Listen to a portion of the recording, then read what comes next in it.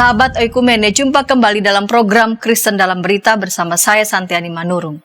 Pada hari Rabu 23 Agustus 2023 di Hotel Ibis Styles Tanah Abang, Jakarta Pusat, Forum Kerukunan Umat Beragama Provinsi DKI Jakarta melaksanakan dialog lintas agama dan sosialisasi peraturan perundang-undangan, kebijakan tentang kerukunan umat beragama dan pemberdayaan masyarakat tingkat pelajar. Pada sesi pertama, Bapak Agustinus Didik menyampaikan laporan Ketua Panitia FKUB. FKUB diselenggarakan agar adik-adik mengenal apa itu FKUB. Yang kedua, FKUB ingin mengajak teman-teman untuk berdiskusi tentang kerukunan umat beragama. Acara tersebut dihadiri pengurus OSIS SMA yang diharapkan menjadi agen-agen kerukunan di tempat masing-masing. Dihadiri sekitar 60 siswa, perwakilan 6 agama dari hampir 20 SMA.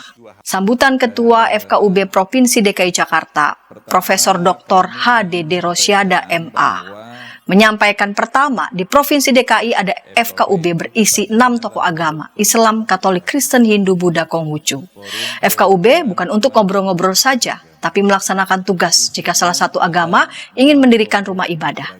Ikut membantu memproses, karena kadang-kadang jika membangun rumah ibadah, masjid, gereja, pura, vihara, kelenteng, ada yang menentang, kami membantu menyelesaikan, mendialogkan dengan masyarakat di sekitarnya agar bisa menerima. Mendorong agar tokoh-tokoh di rumah ibadah berpartisipasi dengan masyarakat di sekitarnya agar sama-sama guyup dan rukun. Pertanyaannya, mengapa kita mesti rukun? Indonesia didirikan bukan oleh satu agama. Ada Bung Karno, Bung Hatta, Kiai Haji Wahid Hashim, Maramis, Otto Iskandar Dinata. Yang berjuang bukan mereka berdua saja. Bung Karno tahun 1965 menyetujui Undang-Undang PNPS 165, menyetujui 6 agama yang dianut oleh bangsa Indonesia. Harus bersatu, beramai-ramai membangun bangsa ini supaya kuat. Tahun 2045, The Golden Period of Indonesia, 1 abad kemerdekaan. Yang sedang mengisi bangsa ini adalah kalian semuanya. Ada yang menjadi anggota DPR, DPRD, menteri, mungkin presiden. Jangan menyesali sejarah. Pada tahun 2054, semua sumber daya alam sudah habis. Dunia saat ini tergantung pada 3 negara tropis, Indonesia, Brazil, dan Kongo, yang mempunyai hutan banyak dan menyuplai oksigen ke seluruh Indonesia. Orang-orang di Iceland, Finland, Norway, mulai November sampai Februari tidak ada matahari bersinar. Tidak ada tumbuhan, tidak ada oksigen. Jika pohon ditebangi, tidak ada lagi kehidupan di dunia ini. Kita harus mempertahankan semuanya. Jangan menyesali sejarah. Tambang dihabiskan, kekurangan pohon, terjadi pemanasan global. Itulah yang akan diwarisi oleh generasi sekarang. Yang harus disiapkan adalah skill, keahlian, keterampilan. Jika skill hebat, tapi negara tidak pernah damai, dan perang terus seperti Afghanistan, maka tidak sempat membangun. Mengapa terjadi perang? Karena tidak damai, tidak saling pengertian satu sama lain. Di Afghanistan hanya ada 3 etnik. Di Indonesia ada banyak sekali suku bangsa, bahasa daerah, banyak agama. Ada 1,3% yang tidak termasuk dalam semua agama itu. Ada 4 juta lebih orang yang tidak masuk dalam agama yang diakui. Indonesia memang bukan negara agama. Tidak diurus oleh satu agama, tapi agama diurusi oleh negara. Ada 16 libur nasional karena hari besar keagamaan. Negara paling demokratis seperti contoh Amerika tidak ada libur hari keagamaan. Indonesia yang mengurusi kehidupan keagamaan. Tapi ada 1,3% yang tidak terurus. Jika mau bikin rumah ibadat, tidak bisa bergabung dengan FKUB. Negara ini sudah menghasilkan peraturan bersama menteri tentang kehidupan beragama. Pemilihan ketua OSIS bukan karena satu agama, tapi karena prestasi. Isu-isu primordial yaitu isu-isu keagamaan dimanfaatkan. Sekolah masih pakai seragam karena negara dipengaruhi oleh tentara. Suatu ketika Indonesia akan menanggalkan pakaian seragam.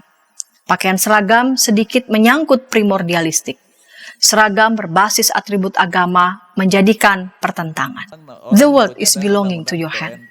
Basis moral adalah hal yang semua agama mengatakan baik atau tidak baik. Contohnya, korupsi, prostitusi, kehidupan berbangsa, tantangannya memperkuat skill dan kemampuan. Jangan berharap membangun bangsa dengan batu bara yang akan habis. Tahun 2030 dengan nikel yang juga akan habis. Untuk itu perlu kolaborasi satu sama lain. Tidak boleh agama, etnik, budaya, dan bahasa menghalangi menghalangi kolaborasi. Negara ke depan bergantung pada skill pengetahuan dan kapasitas, berdamai dalam keragaman, ketidaksamaan, dan berkolaborasi. Doa bersama disampaikan oleh Dr. Andes Kiai Haji Sulaiman Rahimin. Pada sesi 2, ada OSIS dari 23 sekolah, Matakin diwakili 1 orang, dari Hindu diwakili 3 orang, dari Buddha diwakili 3 orang, dari Kristen diwakili 7 orang, dari Katolik diwakili 7 orang, dari Muslim diwakili 21 orang. Dr. Andes Taufan Bakri, MSI, sebagai Kepala Badan Kesatuan Bangsa dan Politik Provinsi DKI Jakarta, menyampaikan, kita ada berbagai etnis dan suku bangsa. Selain 6 besar agama, ada aliran kepercayaan dan agama-agama lokal yang memperkaya kehidupan di Jakarta. Bisa saja konflik terjadi, bisa karena bahasa, apalagi dengan simbol-simbol keagamaan. Romo menyampaikan, perbedaan itu adalah anugerah. Romo menyampaikan tentang apa itu kerukunan, tentang bagaimana cara membangun kerukunan, dan apakah buah dan hasil dari kerukunan. Di akhir acara, ada seruan bersama milenial DKI Jakarta, yaitu pertama, kami ingin bersatu di tengah keberagaman. Kedua, kami ingin bersama-sama hidup rukun, damai, dan aman. Dan ketiga, kami ingin melestarikan nilai-nilai Pancasila agar terciptanya kehidupan bersama lebih baik. Seruan bersama milenial DKI Jakarta. 1. Kami ingin bersatu di tengah keberagaman. 2. Kami ingin bersama-sama hidup rukun, damai, dan aman.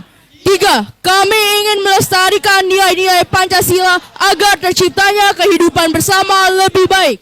Jakarta, 23 Agustus 2023. Kami milenial DKI Jakarta.